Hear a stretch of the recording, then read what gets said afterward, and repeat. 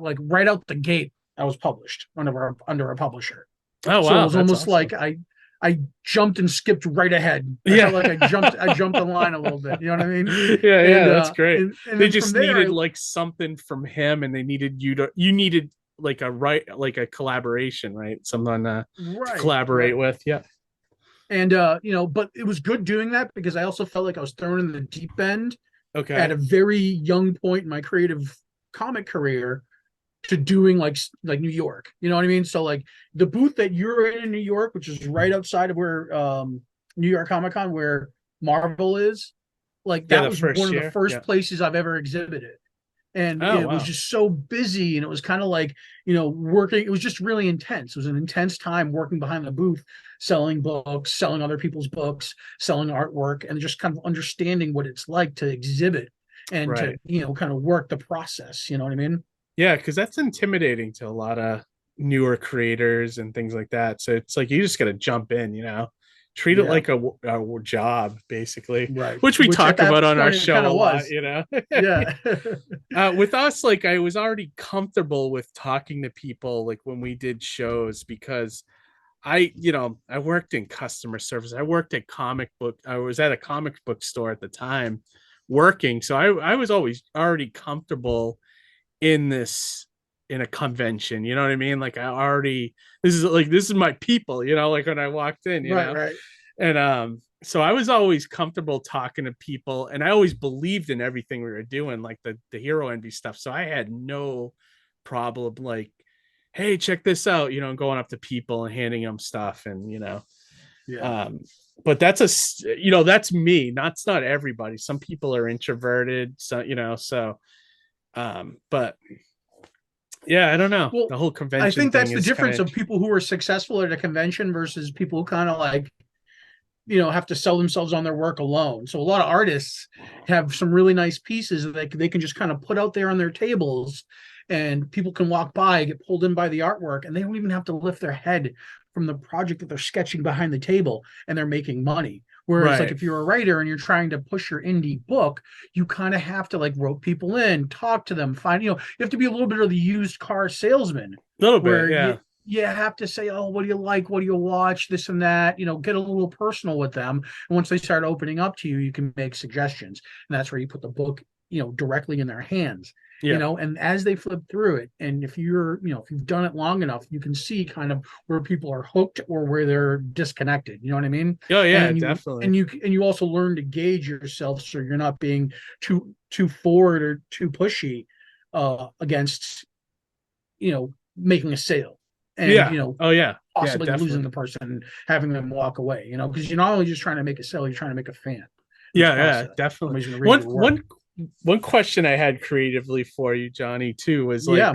so like I know like my stuff is tends to be more like I'd say not family friendly all the time, but like, I'd say probably like 75% of it. Like the Hero Envy stuff is a little more PG-13, and and I've done some other stuff that's kind of like a little bit of horror. But you seem to be more horror, like your stuff it tends to fall into the horror realm.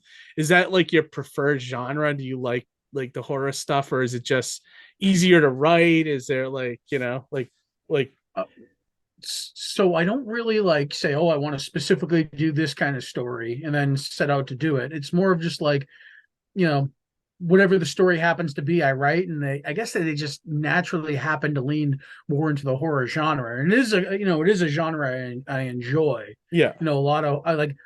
So the other half of what I guess a byproduct of Surrounded by Death is not only my love of Mallrats and Kevin Smith, but my love of Shaun of the Dead as a movie.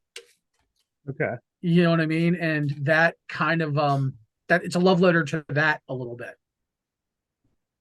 Okay. Yeah, I could see that. Yeah. So do you see like when you said you don't really think of the genre? Is it more like you think of the character arc of the?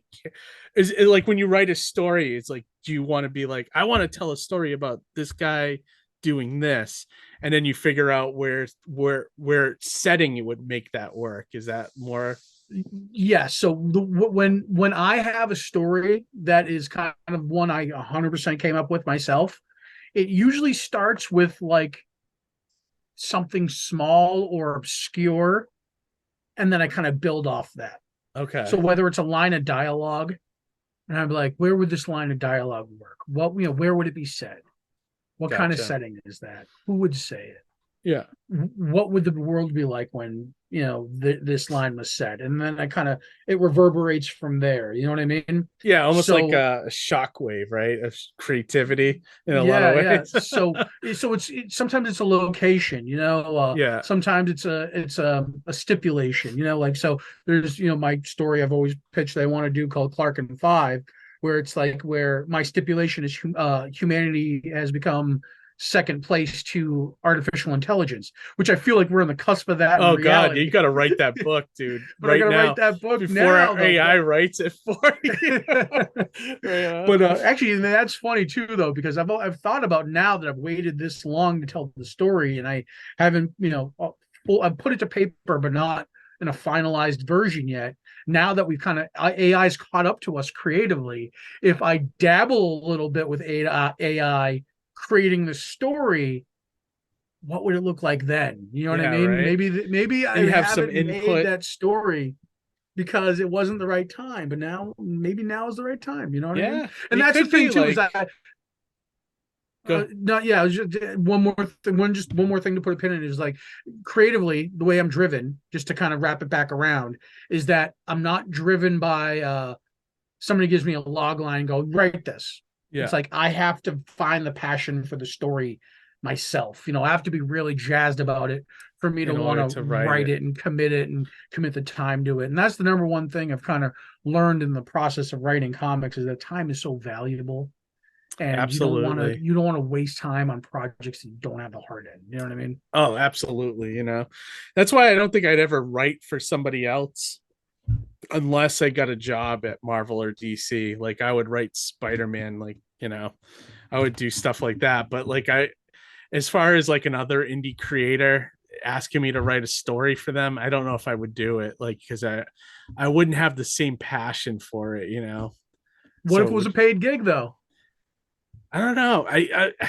Like you said, like you got so much time, and if the passion's not there, you're not putting in your best work. I don't think. Like I don't know. I don't know. It could be different for everybody. Some people might do it for freelance. I don't know, but So yeah, I don't know. Not instances for like me. that I like to think of as like a good tangent, like because sometimes I'll hit roadblocks with my own creative work and I'm like, oh God, I feel like I'm idle, and but if I'm Yeah, working on another project or somebody else's project or something like that in it helps you between, kind of gain that it helps that. Yeah, exactly, and it yeah, helps your creative juices boomerang back right around to you. yeah. Absolutely. I actually find more passion for like lettering someone's project than actually would be writing it. Because I feel like because the lettering, you feel like you're part of the creative team, like you feel like you're part of the Oh, artwork. So like yeah, that little touch, that makes the story light up. I'll never not stop talking about how much I love your lettering, Oh, Kevin. thanks. I Dude, the appreciate back, that. anybody listening, read Surrounded by Death issues 1 and 2 and look at the back half. The last 15 pages of issue 2 is Keith Gleason's lettering, and he just brings the story to such another level with the detail he put in and like Thanks, just man. all the little things that I didn't even think of that he added in to make it just so much better and so much more readable and so much more of a fun book.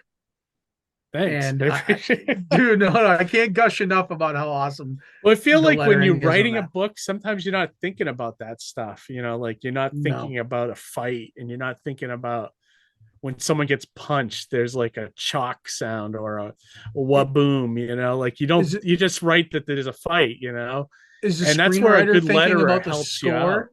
What's that? Yeah, is the screenwriter thinking about the score when he's Right. writing the script? Absolutely. So it's like that's being a letterer specifically. That's like that's Oh your yeah, focus. So definitely. where your slice you can add and improve things. Yeah, absolutely. And it's like, yeah, so I know I enjoy that aspect of it.